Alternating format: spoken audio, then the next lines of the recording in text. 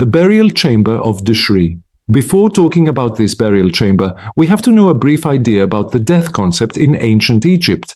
According to the Egyptian, death was considered as an intermediate stage between life on earth and life in the netherworld. It was a temporary departure of the soul, ka, to come back again in the eternal residence.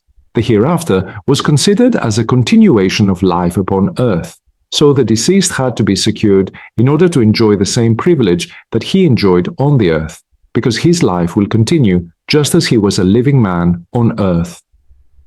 One of the main problems that faced them was how to supply the deceased with food and water, as they were the main requirements of the ordinary survivals on earth, so the deceased would need the same things in the hereafter.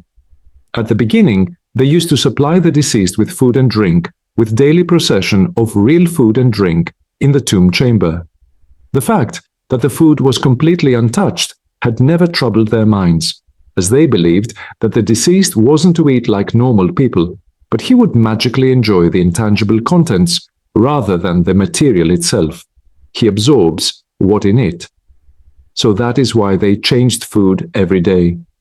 The provision of real food and drink took a form of a ritual performed by a high priest, as well as the deceased's son, because it was one of the main duties of the son to guarantee the farewell of his father in the hereafter, just as his father raised him when he was as child in the earthly life.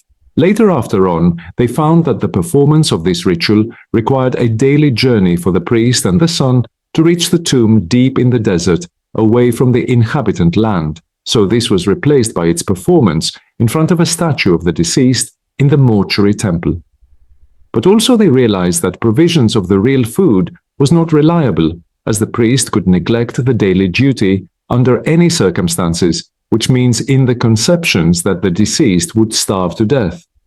The final solution they reached was enlisting the offerings over the walls of the tombs, accompanied by a formula known as the HTP Dinisut formula, which helps to turn these offerings to real ones. Why the formula have the title of the king and SW? The king was considered as the sole owner of the land and the grantor of all private properties on the earth, so they thought that as all the offerings on earth were given by the king, the same had to happen in the hereafter. Then they would address the formula to a god, most probably the god who is related to the underworld. That's why it was either Anubis or Osiris. Then it would contain the offerings that the deceased wants in the hereafter and names and titles of the deceased. The description of the burial chamber. This tomb chamber belongs to a man called Dšry, lived in the 5th dynasty. It was found in Saqqara, inlaid, which was placed a wooden sarcophagus, the burial chamber itself made out from limestone. Inside the burial chamber, all over the walls, there are scenes of offerings. These scenes have double functions. One, representing the real food that would be enjoyed by the deceased in the hereafter. Two, the most important one, which is the symbolic meaning of these scenes. Every kind of food has its own meaning, that is what we call the abstract meaning, while the first function is known as materialistic meaning, which means that the deceased wished to eat onion, meat, vegetables, and so on. On the right side, we have a representation 3 types of offering, table full of offerings, solid and liquid like. A, the head of the cow. B, the geese. C, the ribs. D, the meat. E, the onion. The liquid.